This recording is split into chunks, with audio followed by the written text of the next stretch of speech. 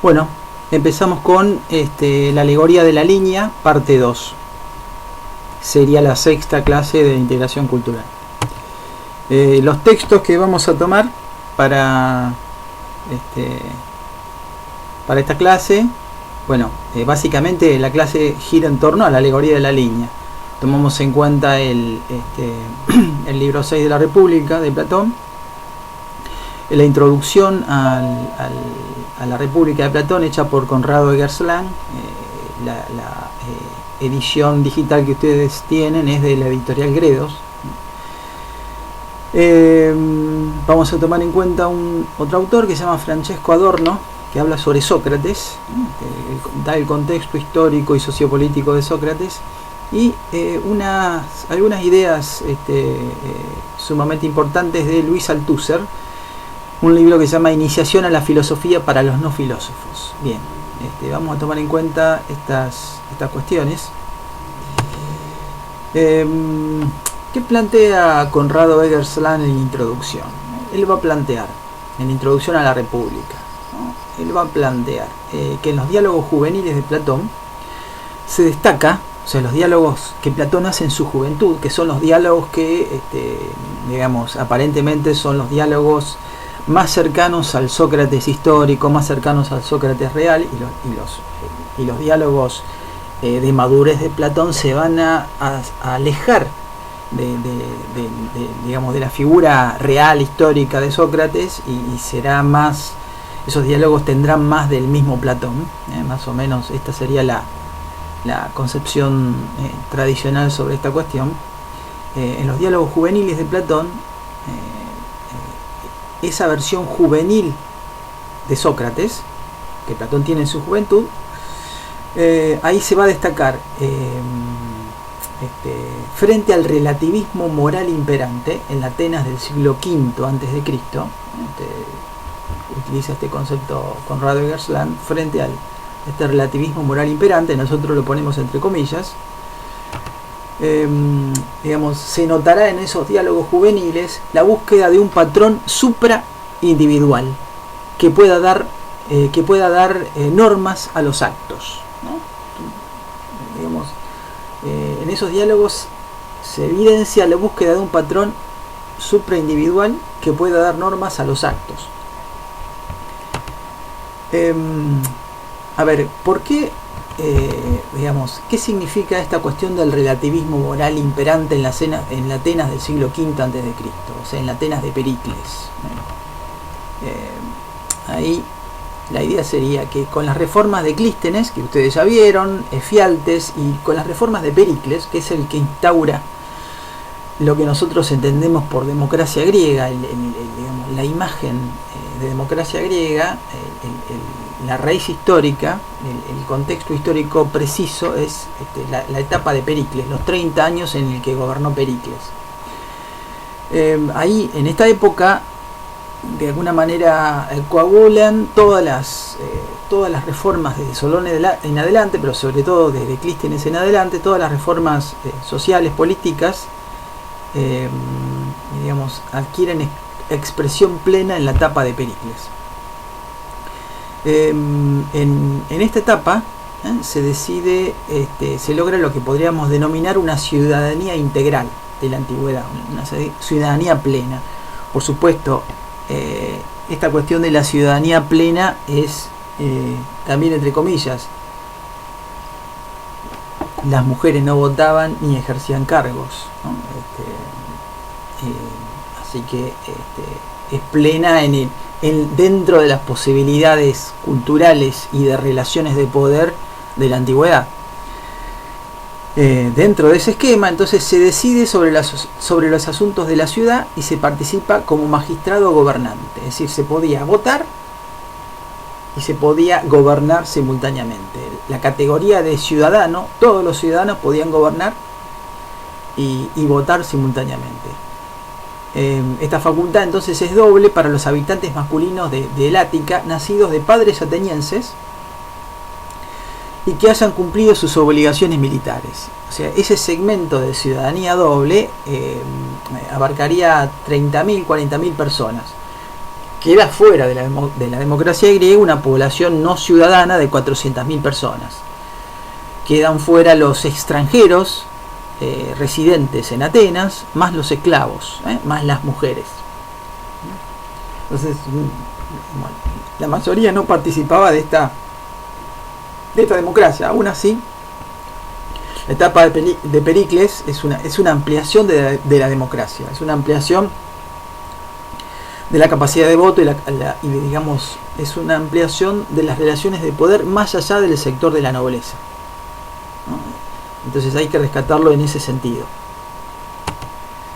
Entonces, ¿qué ocurre en esta etapa, en estos 30 años de Pericles? Hay una transformación de un orden basado en el parentesco de sangre. Ese orden basado en el parentesco de sangre, en la sangre noble, ¿no? En la sangre azul, en los bien nacidos, ese orden basado en estructuras de parentesco da paso a una organización basada en el Estado, una organización de tipo administrativa. Entonces se creaba un ciudadano desligado de los vínculos familiares. ¿De qué manera? Bueno, se divide al Ática en 100 municipalidades. Se divide a esta región en 100 municipalidades que se reparten en 10 tribus, no definidas por vínculos de sangre. O sea, las tribus ya no estarán definidas por vínculos de sangre, es decir, cada tribu, si está definida por vínculos de sangre, cada grupo, cada tribu tiene un antepasado en común, ¿no? Y a ese antepasado se liga. Las relaciones que se dan son de tipo parental. Bueno, esa subdivisión del Ática en 100 municipalidades que se reparten en 10 tribus que no están definidas por vínculos de sangre, sino están definidas por el lugar que ocupan, o sea, por el lugar en el que se asientan. Pero para no reemplazar el particularismo familiar, ¿no? o la lógica familiar por la lógica local, cada tribu recibe tierras en 3 lugares distintos del Ática. O sea, recibe tierras en la costa, en la montaña y en la llanura, en 3 diferentes sectores simultáneamente. O sea, cada tribu está repartida en el Ática. Entonces no hay una lógica ni de sangre, ni tampoco una lógica localista, ¿no? Este cambio social, jurídico y espacial corroe los valores religiosos de una sociedad donde el derecho a hablar, argumentar y gobernar era de la nobleza, de los bien nacidos. Los dioses y la creencia en ellos están anclados a una estructura jerárquica. Ahora el significado de las palabras está en disputa. Es decir, en el periodo que va de Solón a Pericles, en ese lapso, se producen una serie de transformaciones jurídicas, políticas, sociales, culturales.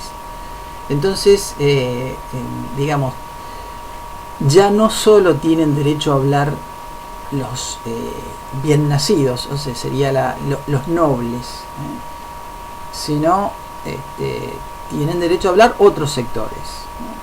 Entonces, la estructura religiosa de esa época le daba la hegemonía cultural a los nobles.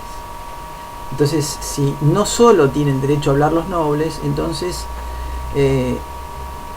quien decide el significado de cada palabra, quien decide el significado de lo que es justo, quien decide el significado de lo que es igualdad, entonces eso está en disputa.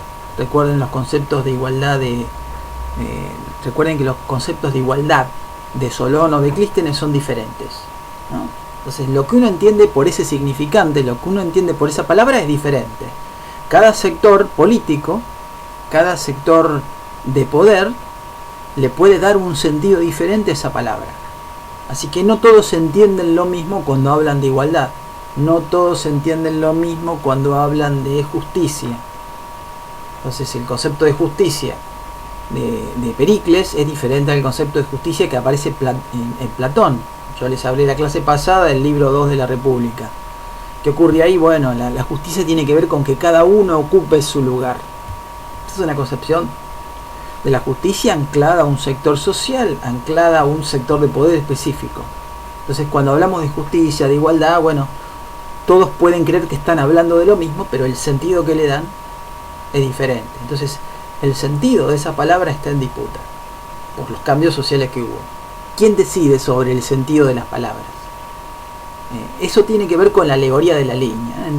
Digamos, esa clasificación del conocimiento que hace Platón, en suma, en última instancia, tiene que ver con quién es el que decide el sentido correcto, entre comillas, de cada palabra, de cada concepto. En este punto de inflexión histórico, indica Luis Althusser, se presentan dos formas de hacer filosofía, que sientan dos tradiciones posteriores. En esta época se van conformando lo que luego serán dos tradiciones. La tradición de la filosofía materialista y de la filosofía idealista. Es una clasificación muy grande, ¿no? Hay distintos tipos de filosofía. Esta es una clasificación demasiado amplia, pero sirve para esta clase. Dice Althusser, digamos, él cuando habla de religión, habla indistintamente de cualquier tipo de religión o del pensamiento mítico del que hablamos cuando analizamos el texto de Bernat. Es decir, está hablando en líneas generales, pero nos sirve para esta cuestión, para este periodo histórico que estamos tratando. La religión planteaba la pregunta de las preguntas, la pregunta sobre el origen del mundo, ¿no? Digamos, como vimos en Bernat, toda la cuestión de la cosmogonía griega tenía que ver con cosmos. El cosmos sería el universo y el agón sería la lucha, ¿no? El universo surge por la lucha entre los dioses. Entonces, la pregunta sobre el origen del mundo: ¿por qué hay algo en vez de nada? ¿Por qué está el ser antes que la nada? ¿Por qué existe el mundo? ¿No? ¿Por qué hay algo en vez de la nada? ¿Por qué existe? ¿Por qué está el ser? ¿Por qué existe la existencia, valga la redundancia, y no la nada? ¿Por qué existe el mundo y los hombres? Y la religión respondía a estas preguntas de esta manera: el mundo fue creado por Dios a partir de la nada, y si Dios lo ha creado es para que los animales y las plantas nutran a los hombres, y para que los hombres, hijos de Dios, sean salvados al final de los tiempos. Aquí Althusser se refiere no solo a Grecia, se refiere a respuestas generales que da la religión, ¿no? La cuestión del fin de los tiempos se refiere más que nada acá a las religiones monoteístas, ¿no? Se refiere, por ejemplo, al cristianismo. Se refiere al Antiguo y al Nuevo Testamento, ¿no? Donde hay un tiempo lineal y habla de un comienzo, de un origen y de un final de los tiempos, ¿no? Pero hay preguntas y hay respuestas que tienen algo en común, digamos, independientemente de la creencia religiosa. Ahora bien, dice Althusser en este libro, Iniciación a la filosofía para los no filósofos, acá no es 2025 sino 2015. Ahora bien, la filosofía ha heredado esta pregunta de las preguntas en la cuestión del origen del mundo, la cuestión del origen de los hombres, de Dios. Esta pregunta la filosofía la heredó de la religión, ¿no? Es una herencia que no la elimina, la conserva, pero le cambia, digamos, la modifica. Conserva la pregunta modificándola. En vez de referirse, en vez de responder con un relato, con una genealogía de dioses, con una serie de imágenes míticas, a esa pregunta la filosofía le dio un contenido conceptual, el de un pensamiento abstracto y racional, dice Althusser. Se convirtió en un concepto muy abstracto, que cumple un rol teórico en un sistema de conceptos. Ya Platón, en la República, en el libro 7, que posterior obviamente al libro 6, lo había pensado como la idea del bien, ¿no? Acá la idea del bien juega un papel fundamental en esta pregunta sobre el origen del mundo, por qué hay algo en vez de nada, por qué está el ser antes que la nada. Entonces, en la República, Platón trabaja, como sabemos, con la idea del bien. Esa idea del bien, para Althusser, es capaz de ordenar un mundo social jerarquizado. Uno de los discípulos de Platón, Aristóteles, en un libro que se llama Metafísica, en vez de la idea del bien, va a hablar del primer motor apropiado para introducir el movimiento en el mundo, ¿no? Entonces siempre hay un concepto abstracto que va a reemplazar a Dios o a los dioses.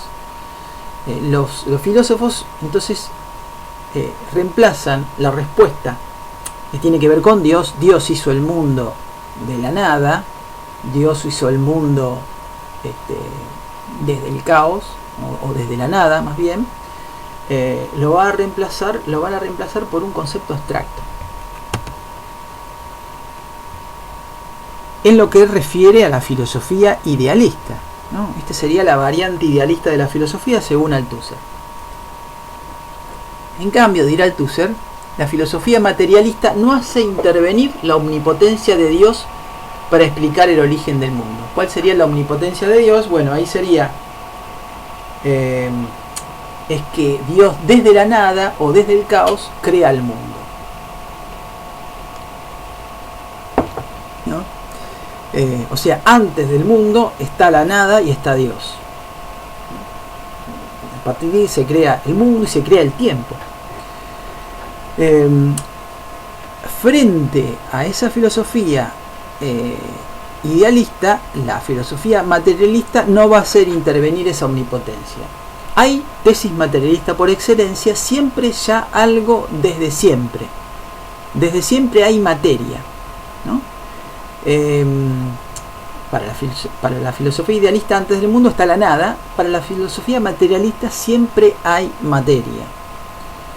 Y no es una materia amorfa, caótica, ¿no? Es una materia sometida a cierta regularidad, es una materia sometida a cierto orden, a ciertas leyes. ¿Cuál es esta materia? Bueno, los filósofos materialistas, los filósofos griegos atomistas, van a decir, esta materia son los átomos. Hay un número infinito de átomos, partículas indivisibles, que caen en el vacío infinito por efecto de la gravedad, ¿no? La gravedad, una versión de la gravedad, no de Newton, sino de los griegos. Paralelamente, sin encontrarse nunca.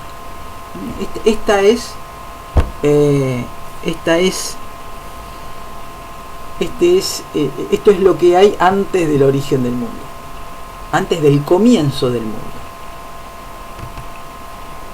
Entonces, este es el estado de la materia previa al comienzo del mundo. Para los atomistas griegos, como Demócrito y Leucipo, ¿no?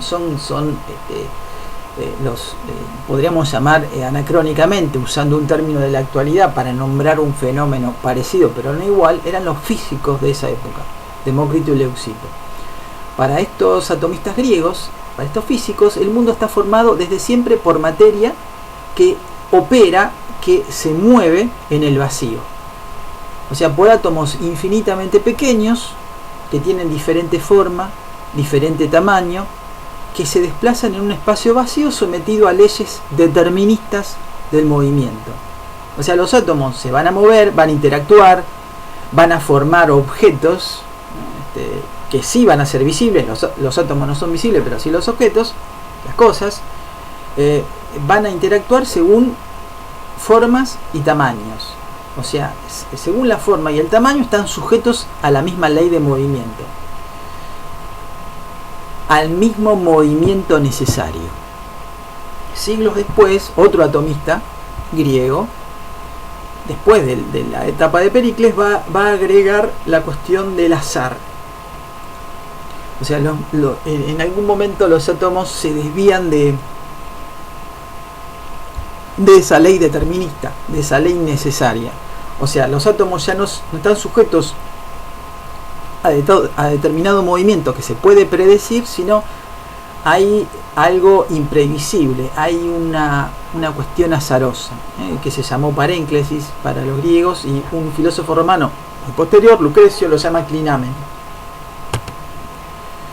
Por lo tanto, para la filosofía materialista, no hay origen sino un comienzo. O sea, no hay un origen, no hay nada y después algo, sino hay ya algo y después otra cosa, ¿no? Al comienzo ya hay algo. Y ese comienzo tiene que ver no con la voluntad divina o con la lucha entre dioses, sino tiene que ver con un encuentro contingente, un encuentro azaroso de los elementos que preexisten antes del origen del mundo. Es decir, hay átomos y el movimiento azaroso de esos átomos va a generar el origen del mundo. Esta es la explicación materialista, que tiene una primera versión en los griegos, pero después puede tener otras versiones como la del Big Bang, ¿no? Actual. Entonces, por todo este desarrollo del pensamiento materialista, pensadores como Demócrito y Leucipo, y luego Epicuro mucho tiempo después, entonces ya el orden del lenguaje ya no está anclado a los dioses, y el desarrollo científico naturalista como el de Demócrito y Epicuro no propone nuevos dioses, no propone sustitutos metafísicos.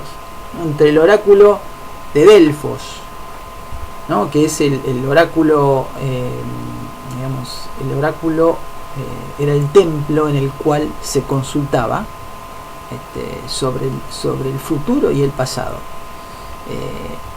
Este centro religioso de Grecia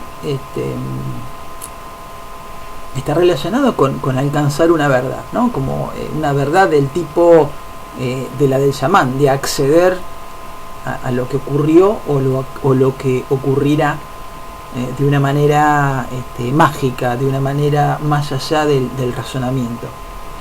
Entre eso y lo que después veremos como universal aristotélico, entre una cosa y la otra está el mundo de las ideas de Platón, ¿no? Que es lo que tratamos en la alegoría de la línea. Ahí Conrado de Gerstlán, en la introducción, va a plantear para Aristóteles la pregunta por la justicia, la pregunta por la valentía, por la piedad, remiten a un universal abstracto. Es decir, pensemos en esto. Por ejemplo, en un diálogo juvenil de Platón, Laques, en este diálogo juvenil, se retrata a un Sócrates, en ese o en otros diálogos juveniles de Platón, se retrata a un Sócrates que está en la plaza, en el ágora, en la plaza de la ciudad, y en la plaza o en los gimnasios le pregunta a la gente qué es la valentía, qué es la piedad, qué es la justicia. Entonces cuando se le pregunta, cada persona interpelada por Sócrates va a decir, bueno, justicia es, y va a dar un ejemplo de lo que es la justicia, o va a dar un ejemplo de lo que es la valentía. Lo que hace Sócrates ahí es refutar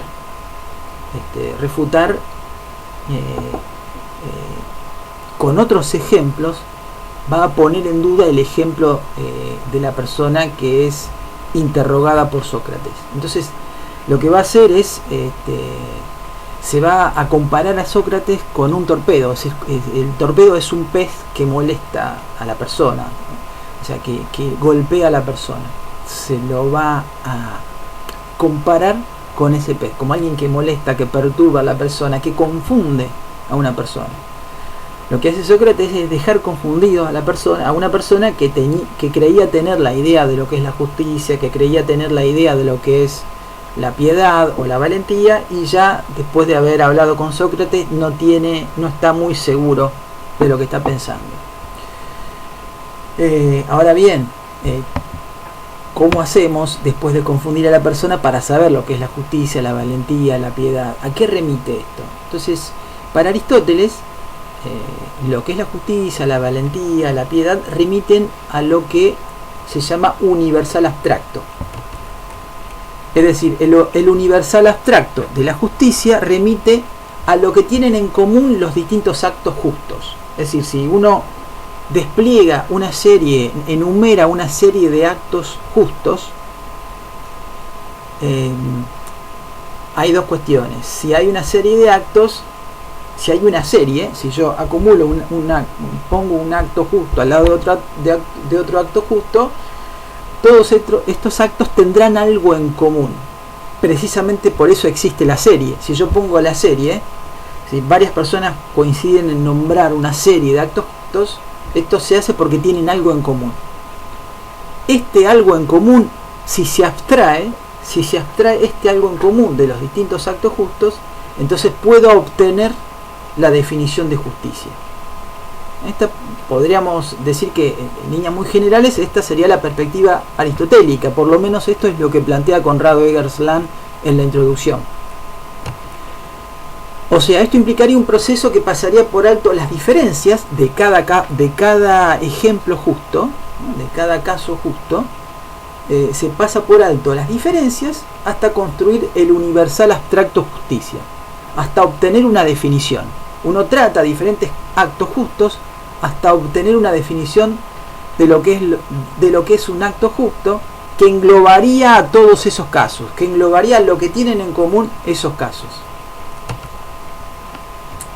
Pero para Sócrates, para este Sócrates de los diálogos juveniles de Platón, no funciona de esta manera la cuestión.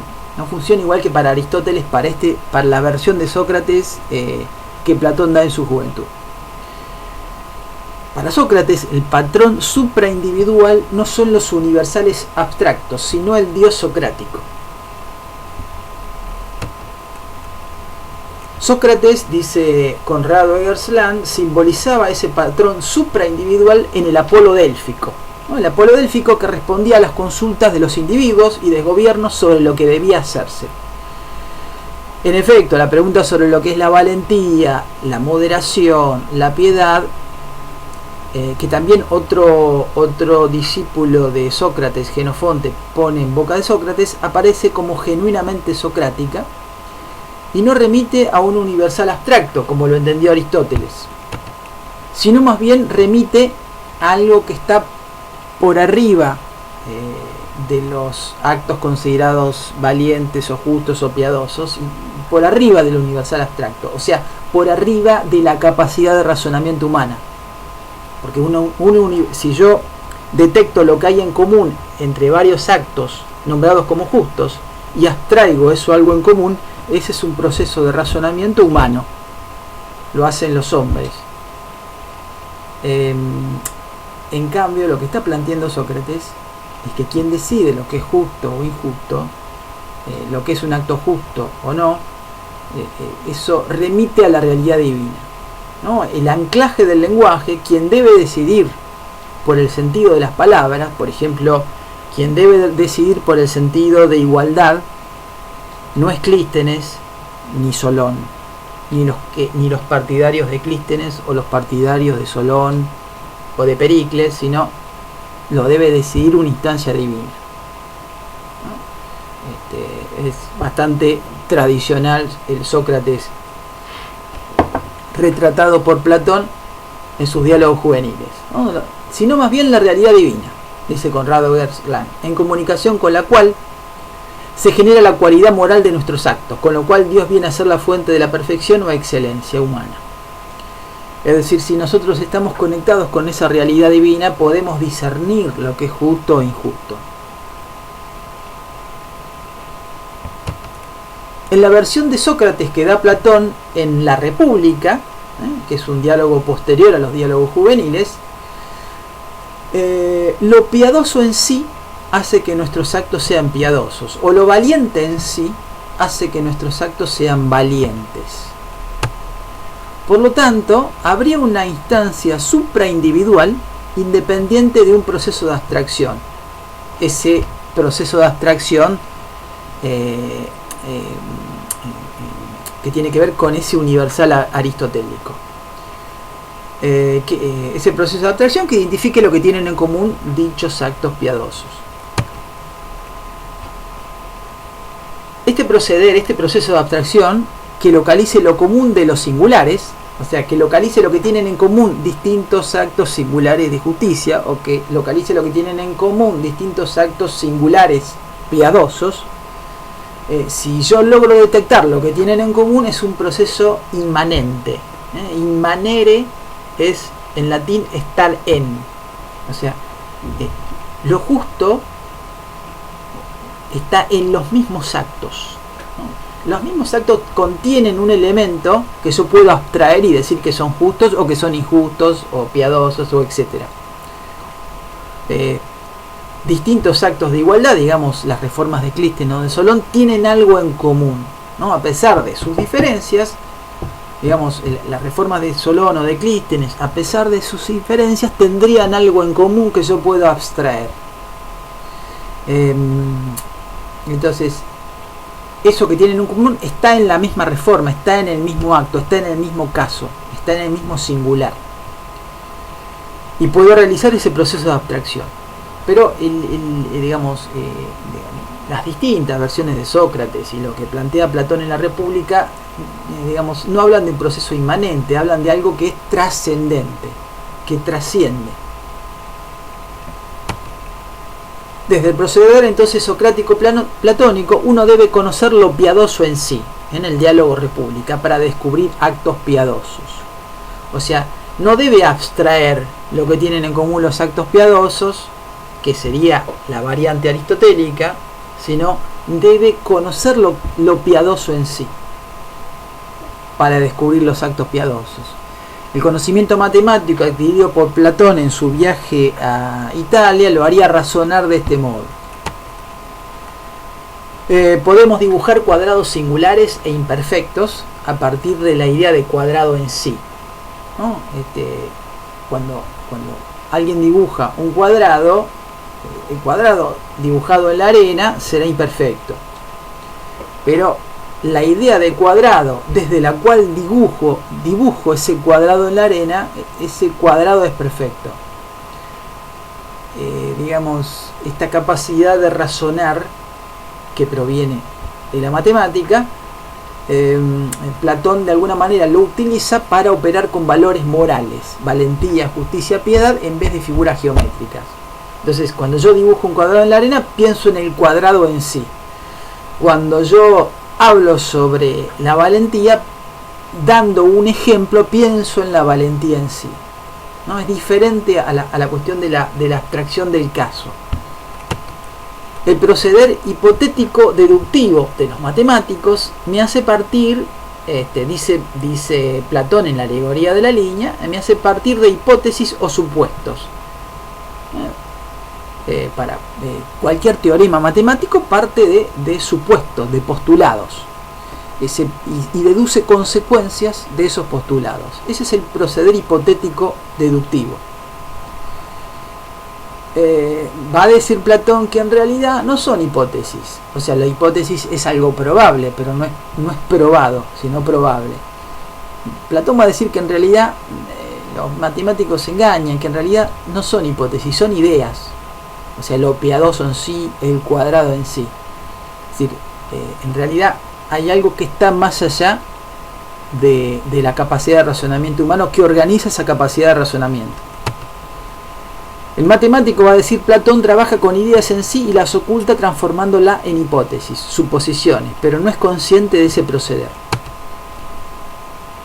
El filósofo procede con el método dialéctico y se remonta de la suposición hasta el nivel en el que accede a través de el nous, la inteligencia, la razón, a lo que es piadoso en sí o el cuadrado en sí. ¿Sí? Hay digamos una instancia supraindividual, una instancia ideal a partir de la cual se puede acceder. Acá hay un procedimiento, acá digamos Platón plantea el uso de la inteligencia o de la razón, pero esa inteligencia o razón no está utilizada en el ejemplo del universal aristotélico, es decir, no está utilizado para analizar cada ejemplo de justicia y abstraer lo que tienen en común. Ese sería, podríamos llamarlo un procedimiento inmanente, porque lo que es común a los actos justos está dentro de los actos, en los mismos actos. Acá el proceder es diferente. El filósofo se remonta a otro lugar intelectual, a otro mundo intelectual, ¿no? A partir del cual se puede discernir lo piadoso en sí o el cuadrado en sí. En este remontarse se llega a la idea del bien en sí, que es fundamento de todas las ideas o cosas en sí. Así, de la misma manera, dirá Platón, que las cosas que vemos con la vista solo la podemos ver por la luz del sol que nos ilumina, la idea del bien hace el símil del sol. La idea del bien es el que ilumina las cosas. Y mediante esa iluminación podemos ver lo que es bello en sí, lo que es justo en sí, lo que es valiente en sí, o piadoso en sí. Es esa idea del bien que funciona como la luz del sol. Entonces la idea del bien confiere al resto de las ideas el ser y la esencia, pero la idea del bien está por encima de las esencias. No es una esencia, es la luz que ilumina las esencias. Es la luz que ilumina a la piedad en sí, a la justicia en sí. De esa manera podemos detectar lo que es un acto justo, un acto piadoso. Recuerden que digamos, la educación griega duraba empezaba desde la niñez y para los filósofos terminaba a los 50 años. Ahí estaban preparados para acceder a ese mundo de ideas. Sin la idea del bien, las otras ideas se transformarían en universales abstractos aristotélicos. De hecho, en esto se convirtieron en los diálogos de vejez de Platón, en donde se suprime la idea del bien. En los diálogos posteriores a República se suprime esa idea del bien. La idea del bien es trascendente. Sí, la idea del bien es mediante ideas que trascienden a los hechos, mediante ideas que trascienden a los ejemplos de justicia. Mediante esa idea que trascienden a esos casos de justicia, uno puede decir si ese caso es justo o no. Ese es un procedimiento de razonamiento que implica la trascendencia. Ahora, si yo trato de abstraer lo que tienen en común una serie de actos justos, si yo trato de detectar lo que tienen en común, entonces ese procedimiento no sería trascendente, sería inmanente, porque lo que es justo, lo que de justo tienen esos actos está dentro de esos mismos actos. O, digamos de otra manera, está dentro de mí mismo. Si yo despliego una serie de actos justos, la persona o las personas que despliegan esa serie de actos justos tienen prácticamente en sí ese elemento para desplegar esa serie. En este caso, la idea del bien es de tipo trascendente. Althusser va a plantear que el comienzo de la filosofía en el siglo V a.C. no se debe al desarrollo de la moneda que opera en el mercado, como plantea Jean-Pierre Vernant, ni a la democracia. En ambos casos emergen leyes y conceptos abstractos, ¿no? La idea de la moneda, de que objetos muy diferentes pueden intercambiarse por un equivalente general, que es la moneda, o la idea de que en una democracia todos los ciudadanos rotan en los cargos. Los griegos no elegían a los gobernantes en la democracia de Pericles, sino todos elegían, todos participaban en la democracia y todos pasaban por todos los cargos, todos pasaban por los distintos cargos estatales. Se rotaban por los distintos cargos estatales, estaban solo un tiempo en cada cargo estatal. Eso implicaba una idea abstracta. Esa es una idea abstracta de ciudadano. O sea, cualquier ciudadano es bueno para ocupar ese cargo. Esas reglas democráticas, digamos, o la cuestión de la moneda, implica una capacidad de abstracción muy alta que surge en esa época. Vernant atribuye el desarrollo de la filosofía y de la ciencia al desarrollo de la moneda, por lo menos trabaja esa hipótesis en el primer texto y en los otros textos que yo les di para leer de Vernant. Althusser va a decir, va a conservar va a conservar de esta tesis, de esta hipótesis, la cuestión de la abstracción, que es importante. Y va a decir, hasta Tales, va a decir Althusser que ese carácter abstracto proviene del desarrollo de la matemática. Hasta Tales, un personaje del siglo VI a.C., las matemáticas habían sido empíricas, ¿no? Y se utilizaban para medir distancias, para medir objetos tangibles y empíricos, para contar cosas, y para medir cosas. Se usaba en un sentido práctico. A partir de aquí, de Tales, por poner un mojón, a partir de aquí hay un salto en la abstracción y se comienza a pensar en el cuadrado en sí, en el triángulo en sí. ¿Qué ocurría acá? ¿Por qué hay un salto en la abstracción? Porque se operaba sobre propiedades abstractas de entes abstractos, aunque después se aplicaran los conocimientos a figuras geométricas concretas. Es decir, se pensaba en las propiedades del triángulo en sí, se pensaba en las propiedades del cuadrado en sí, que están en un nivel de realidad diferente al cuadrado dibujado en la arena o al triángulo dibujado en la arena, o a una figura geométrica física. Para Althusser, la ideología dominante en Grecia, este es un término, ideología dominante del materialismo histórico, del que proviene Luis Althusser. En Grecia, la ideología dominante en Grecia era la religión como unificadora de las ideas, concepciones e ideas reinantes en una sociedad. La religión tenía la última palabra en cuestiones de producción de verdad. O sea, la religión tenía la palabra sobre lo que era justo, injusto, piadoso. No había que discutir nada. La matemática pone en duda o disputa este campo con la religión. La matemática genera otro tipo de producción de verdad.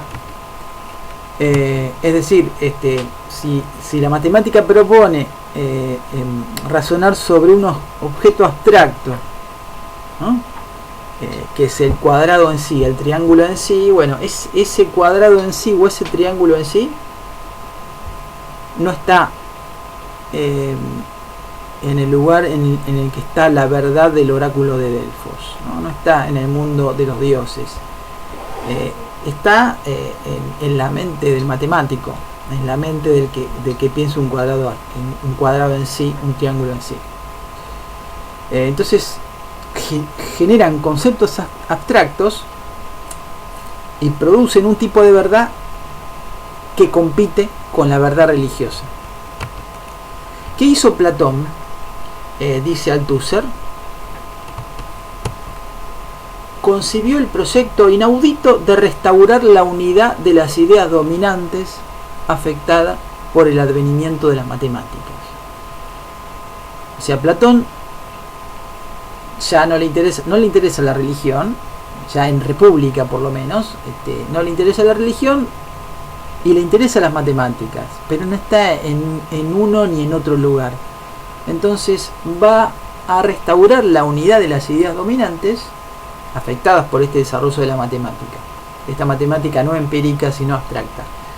No va a combatir a las matemáticas en nombre de la religión, no va a refutar sus resultados ni sus métodos, sino, muy por el contrario, reconociendo su existencia y su validez, va a tomarles prestado lo que las matemáticas habían inventado, la idea de objetos puros a los cuales uno puede aplicarles un razonamiento puro, el cuadrado en sí, digamos, la cuestión de los teoremas, la cuestión del razonamiento geométrico. O sea, toda la geometría implica hablar de objetos puros a los cuales uno puede aplicarles un razonamiento puro. Esto es lo que va a hacer Platón. O sea, digamos, lo piadoso en sí, lo valiente en sí, lo justo en sí, tiene que ver con aplicar los instrumentos matemáticos. Ahora, ¿qué significa esto? Piensen en este punto en la alegoría de la línea, ¿no? Piensen en la cuádruple división del conocimiento y en los grados de verdad de esa cuádruple división. Y piensen qué lugar ocupa la matemática con respecto a la filosofía. Según Platón, ¿quién tiene la última palabra? La religión, matemática, filosofía. Recuerden que hay una gran división, ¿no? De un lado está el conocimiento que vale para todo el mundo, y del otro lado está el conocimiento más importante para Platón. Piensen ahí qué lugar ocupa la filosofía. Bueno, esto es todo.